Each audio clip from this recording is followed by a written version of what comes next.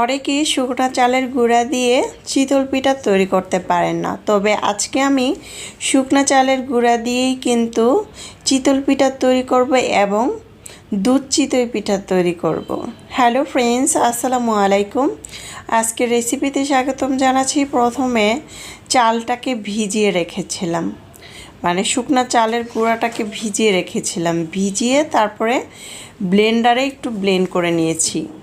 তারপরে এখানে লবণ দিয়ে একটু মিক্স করে নিলাম। গোলাটা কতটুকু দিয়ে করতে হবে সেটা অবশ্যই দেখতে পাচ্ছেন। একটি লোয়ার হাঁড়িতে ছোট ছোট বেবি পিঠাগুলো তৈরি করে নিচ্ছি, দেখতে পাচ্ছেন। প্যানটাকে কিন্তু একদম ভালো করে গরম করে নিতে হবে। যারা নতুন রাঁধুনি আছেন স্টেপগুলো অবশ্যই ফলো করবেন। ঢাকনা দিয়ে ঢেকে রেখেছিলাম 1 থেকে 1.5 মিনিটের মতো। চুলার আঁচটা যেহেতু আমি গ্যাসের চুলায় তৈরি করছি, সেক্ষেত্রে অবশ্যই 1 থেকে 1.5 মিনিটের মতো চুলার আঁচ বাড়িয়ে দিয়ে পিঠাগুলো তৈরি করতে হবে। প্রত্যেকটা পিঠা কিন্তু খুব সুন্দরভাবে ফুলে যাবে।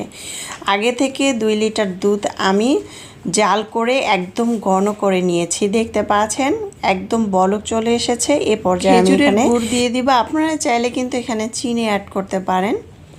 এখন আমি 1 কাপ থেকে 1.5 কাপের মতো খেজুরের গুড় দিয়ে দিচ্ছি। এই তো দেখতে পাচ্ছেন, দিয়ে এখন অনবরত নেড়েচেড়ে দিব। চাইলে এখানে দিতে পারেন একটি তেজপাতা, এলাচ, দারচিনি, সুন্দর একটি ফ্লেভারের জন্য।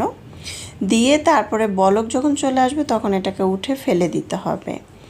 এই তো ঢাকনা দিয়ে ঢেকে রেখেছিলাম। আর এখানে নারিকেল দিয়েছি 1/2 কাপের মতো। নারিকেলটা অল্প দিয়েছি। এখন খুব ভালো করে বলক এনে নিয়েছি। পিঠাটা তৈরি করবেন আর এই রসটার মধ্যে দিয়ে দিবেন। এখন আমি সবগুলো পিঠা দিয়ে দিচ্ছি। এইভাবে যে দুধ চিতই পিঠাটা তৈরি করেছি, আমার বাসার বাচ্চা থেকে বড় সবাই এত বেশি পছন্দ করেছিল, সত্যি আর এত বেশি মজা হয়েছিল। দুধ যত ঘন করবেন পিঠাটা খেতে কিন্তু তত বেশি ভালো লাগবে। এখন গরম গরম দিয়ে ঢাকনা দিয়ে ঢেকে আমি কিছুক্ষণ রান্না করে নিয়েছি।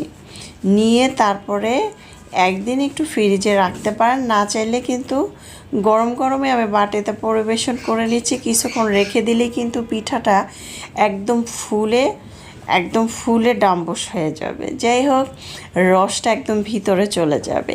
এখন আমি একটি বাটিতে পরিবেশন করে তারপরে কিছুক্ষণ ঢাকনা দিয়ে ঢেকে ফ্রিজে রেখে তারপরে এই পিঠাটা খাবো।